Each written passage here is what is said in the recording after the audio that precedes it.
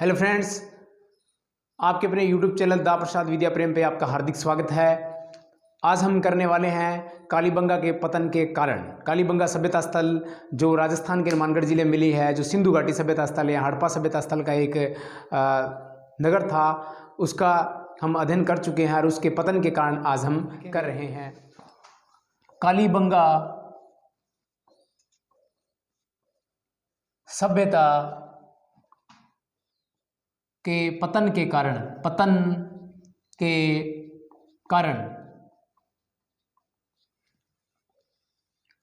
वही बातें जो सिंधु घाटी सभ्यता स्थल पे की गई थी। किसी ने कहा कि नदी के सूख जाने से इस सभ्यता का पतन हो गया, या बाढ़ आने से, या भूकंप से, या महामारी से। उसी प्रकार कालीबंगा में, क्योंकि यही उसी का ही एक नगर था या उसी सभ्यता का एक हिस्सा है, तो ऐसी बातें यहाँ पे होगी। सबसे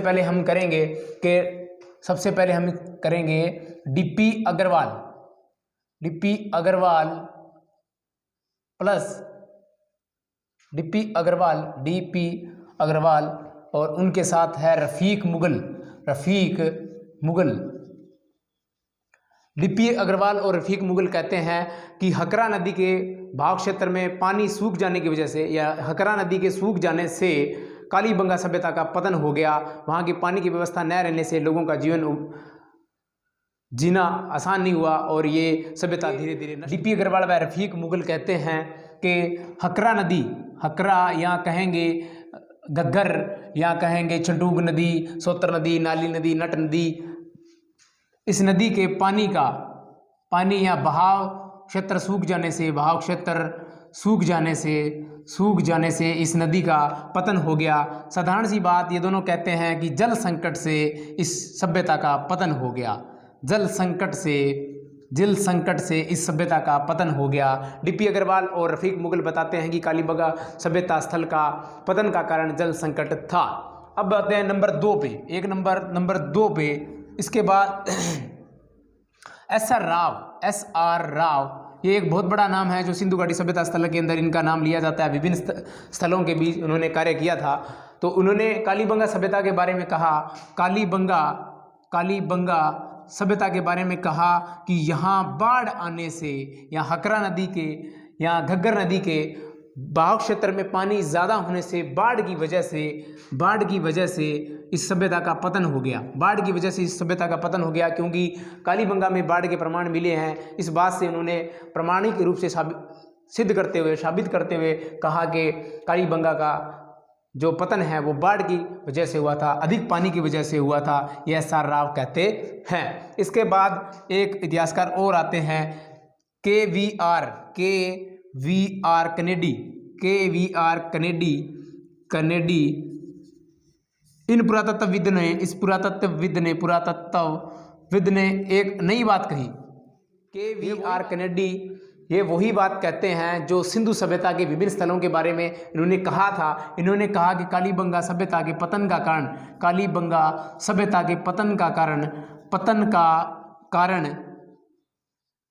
कारण आपदा थी,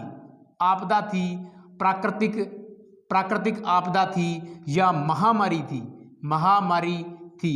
ये जो हमें एक बच्चे की खोपड़ी मिली है जिसमें विभिन्न छेद मिले थे, जिसका प्रमाण पुरातत्वविद एक शल्य चिकित्सा से लगाते हैं।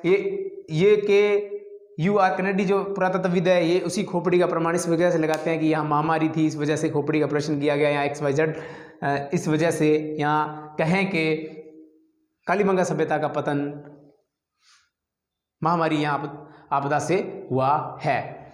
इसके बाद कि कालीबंगा सभ्यता के समान 2 सभ्यताएं और थी। समान सभ्यता, कालीबंगा के समान सभ्यता थी। एक तो थी सोंथी, इंपॉर्टेंट है, सोंथी। कालीबंगा के समान सभ्यता थी सोंथी, जो बीकानेर में मिली। सोंथी बीकानेर में है। और दूसरी है कोटदीजी पाकिस्तान।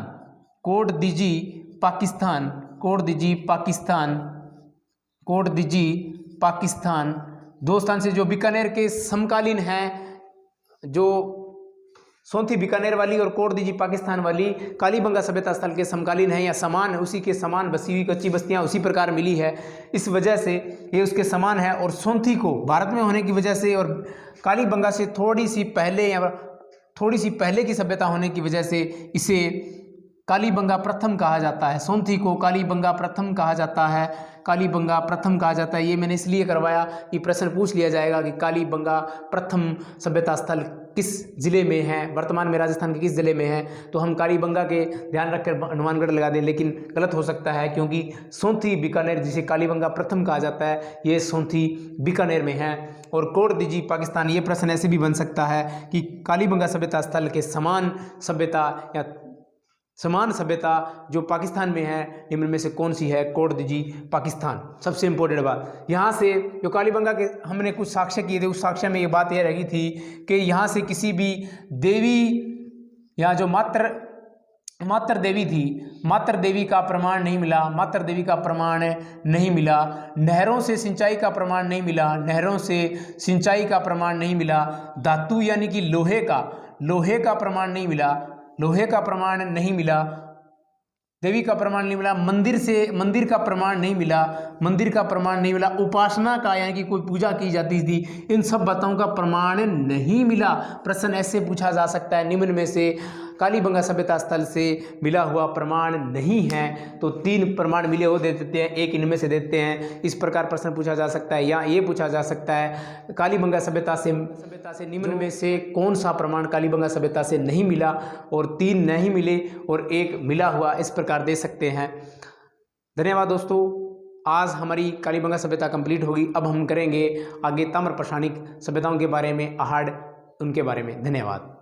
आप सभी साथियों से अगर है कि आपका अपना YouTube चैनल दा प्रसाद विद्या प्रेम सब्सक्राइब कर लें, लाइक करें, शेयर करें, बेल आइकन प्रेस करें। धन्यवाद। कमेंट करके बताएं कि क्लास कैसी लगी और क्या इम्प्रूव कर सकते हैं। धन्यवाद।